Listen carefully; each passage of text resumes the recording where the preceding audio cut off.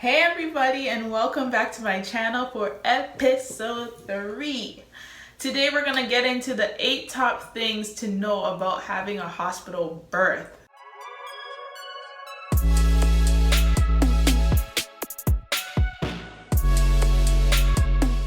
Before we get started, go right ahead and click that subscribe button so that way you are the first one to know when something new drops. So let's get into it.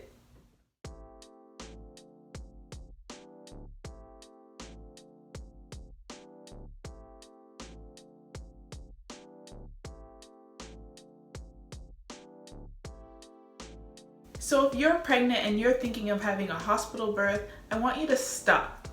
I want you to stop for a second, and I want you to close your eyes, and I want you to think why exactly you want a hospital birth.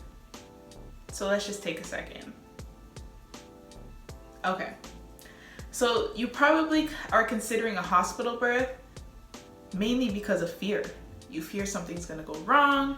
You fear that you may not be equipped to have everything you need at home if something goes wrong, or whatever the case is, it somehow reverts back to fear. However, if you are not deemed high risk, you shouldn't be concerned about those things.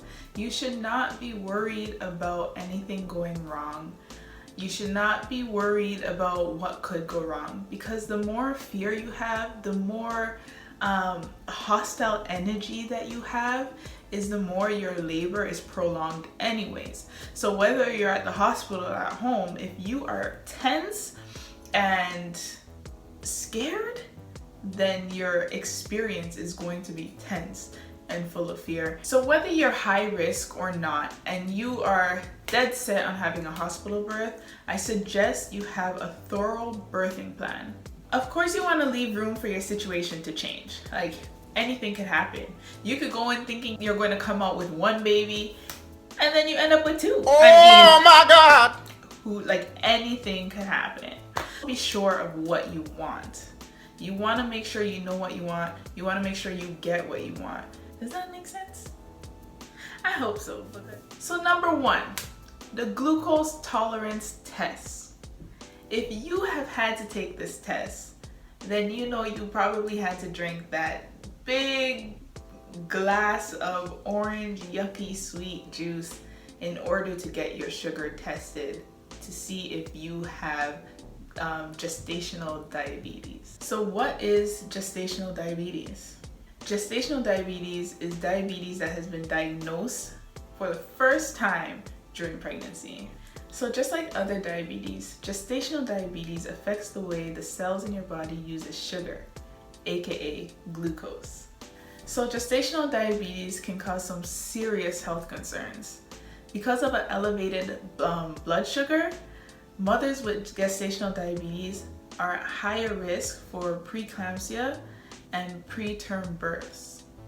So that big yucky sugary orange drink that I mentioned earlier on is also known as glucola.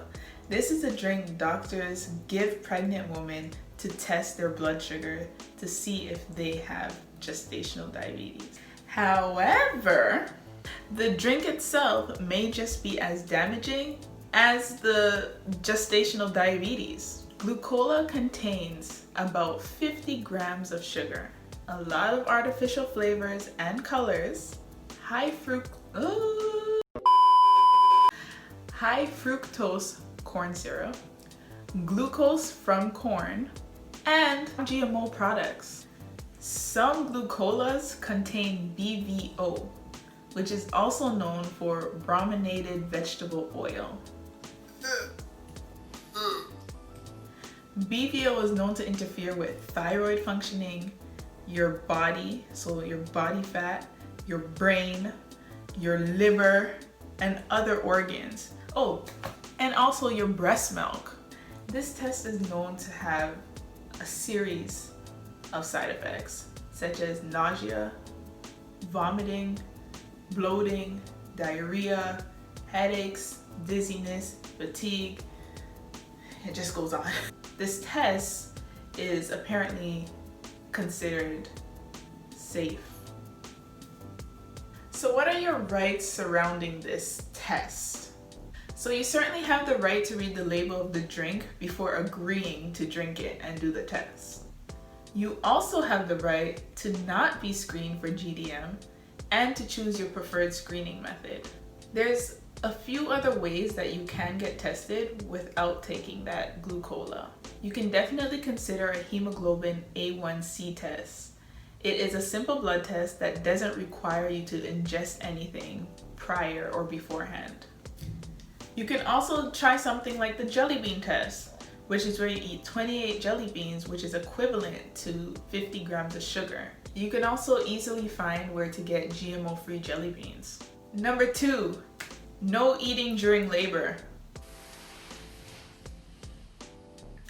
So hospitals have this rule about pregnant patients not eating during labor, as if it were detrimental.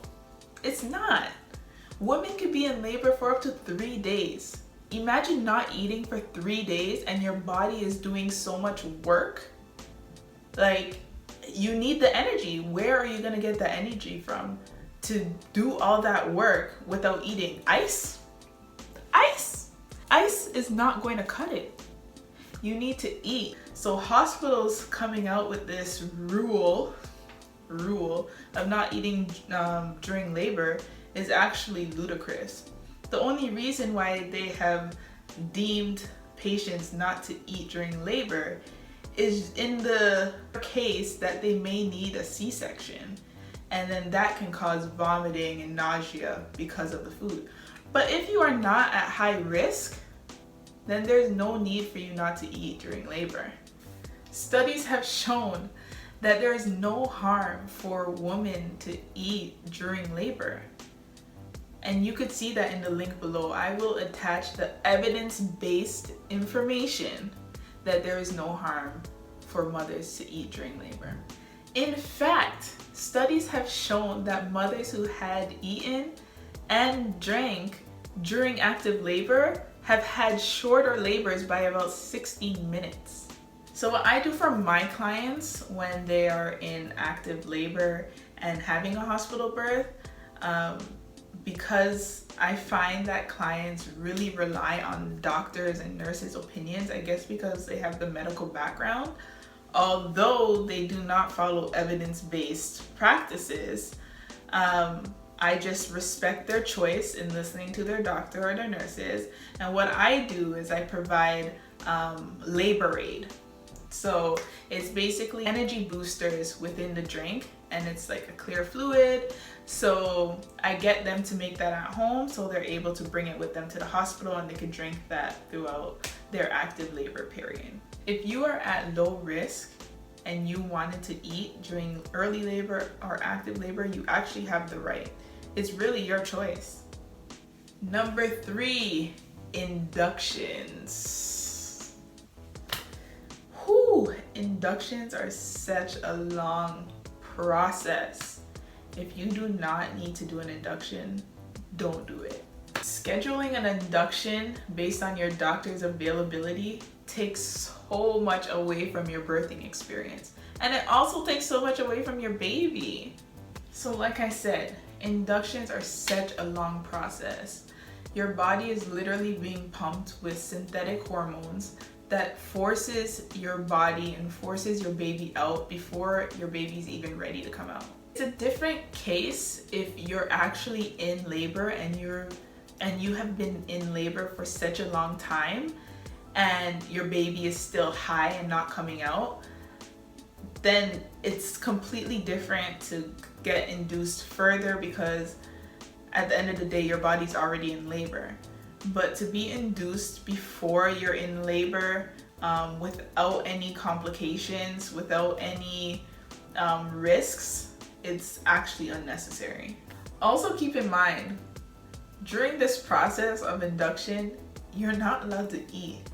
So again, it's a long process without food, without eating, and it really can be days. If you're not considered high risk, really think about doing it the natural way, okay?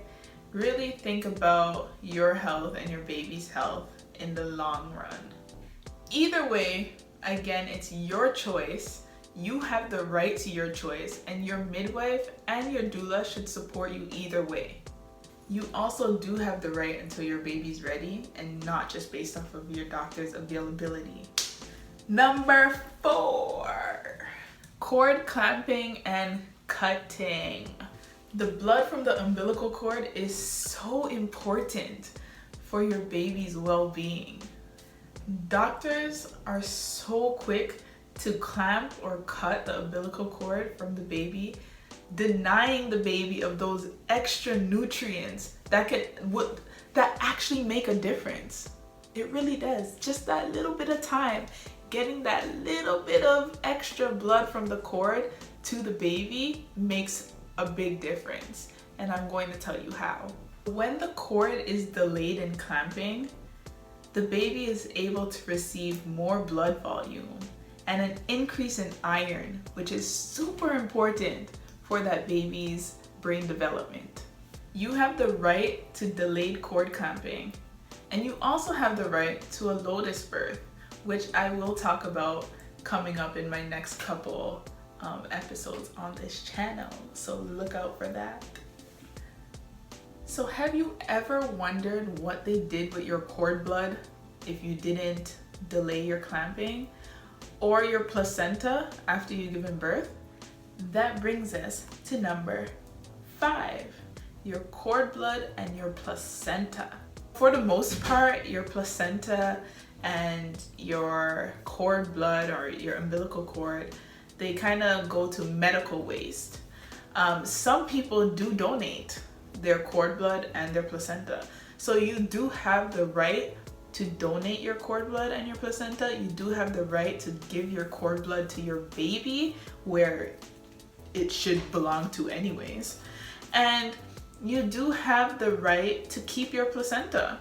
I mean, some people like to put their placentas in capsules and take them daily. There's no real proof on the benefits of that, but that's just some things that people like to do. I respect it. And now we're at number 6, which is the eye drops or eye ointment and vitamin K shot and other baby testing. So once your baby is born, a series of tests are done with the baby. And I will have a separate video specifically on all of that. Today I just want to focus on what you have the right to opt out of and decide to do with your baby. So upon birth, babies are given an eye ointment called Erythromycin ointment.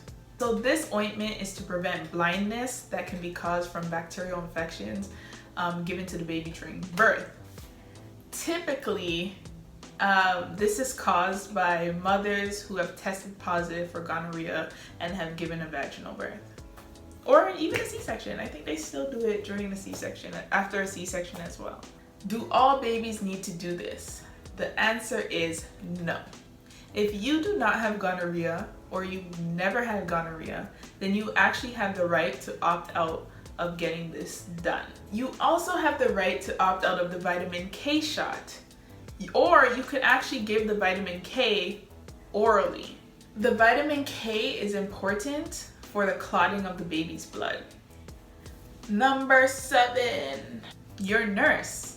A lot of nurses may lack empathy or just general concern for your well-being as an expecting mom.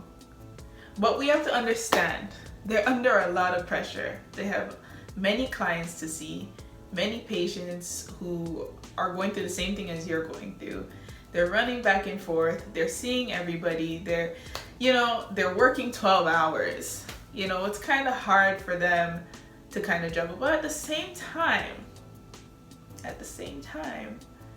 it would be nice to have a nurse that's caring and that's empathetic and that's just warm, So if you feel that you are clashing with your primary nurse, or if you feel disrespected by your nurse or unheard by your nurse and they're downplaying your pain or how you're feeling, you have the right to ask for a new nurse. So you may find that you plan on having an unmedicated birth, and you have this plan in your mind, and you're just so sure that this is what's going to happen.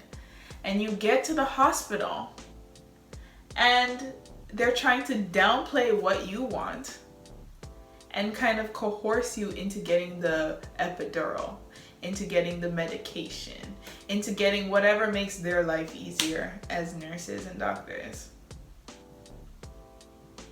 It's your birth. You have the right to choose how you want to have your birth. I had a client one time and we got to the hospital. And we're at the hospital and she's going through the motions. She's having her contractions and me and her husband are helping her with her pain. And this nurse comes in and she goes, "Oh, first baby? Natural?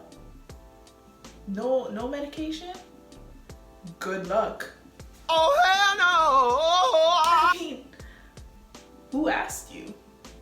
Why was that necessary to say? Let me tell you, I was not impressed and I was not pleased. And you're going to get nurses like this. Just be prepared and stick to your plan, and don't let any nurse or anyone try and shade you on what you want for your birth. Number 8, the lack of care and being rushed. So like I said before, these nurses and doctors are seeing so many other patients and they want to get the next mom in. So sometimes you will feel rushed. And I've heard it several times from friends and family members who have not had a doula tell me how rushed they felt during labor. And again, they really just want the empty room. They want you to have your baby and get out. Next one in, have the baby and get out. And just keep it moving. That's how it is in the hospital setting. So if you are planning to feel relaxed and calm and take your time and let things flow, the hospital setting may not be what you want it to be. You may want to reconsider if you are not high risk. So what are your rights when things like this happen? When you're feeling rushed and you're feeling a lack of care from your primary nurse? Well, you have the right to stick to your birthing plan. Point blank, period. I suggest you get a midwife, because at least you will already have that rapport with your midwife, and your midwife is guaranteed to be there. You have the right to be heard and listened to. And again, if your nurse is not doing that, then you need to ask for another nurse. So now, I'm not trying to dog nurses. Do not get me wrong, and I hope you're not misinterpreting what I'm trying to say. Nurses are amazing. They have a very hard job, and a lot of them do it very well. However, not every nurse is going to be what you want and what you expect. There are excellent nurses out there. There are fantastic, great nurses that I have connected with as well. But there are also those that I haven't, and there are also those that I have seen mistreat their patients. So I'm just saying in general that if you do not mesh well with your nurse, you do have the right to ask for another nurse, and hopefully that second nurse or third nurse, it depends how many times you want to change your nurse, provides you with what you need.